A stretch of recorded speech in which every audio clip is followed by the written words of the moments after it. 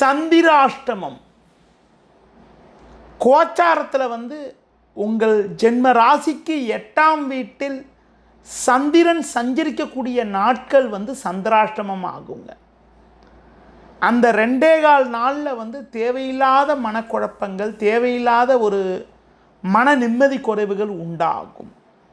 சுலபமாக முடிய வேண்டிய காரியங்கள் தாமதமாகும். குறிப்பாக சந்திராஷ்ட நாட்களில் புதிய முயற்சிகளை செய்யாமல் இருக்கிறது நல்லது.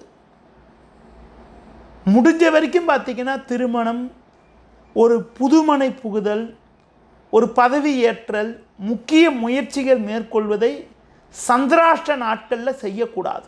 அதனால்தான் முகூர்த்த தேதி குறிக்கின்ற பொழுது ஜோதிடரை அணுகி நல்ல நாளில் குறிக்கணும்னு சொல்கிறது.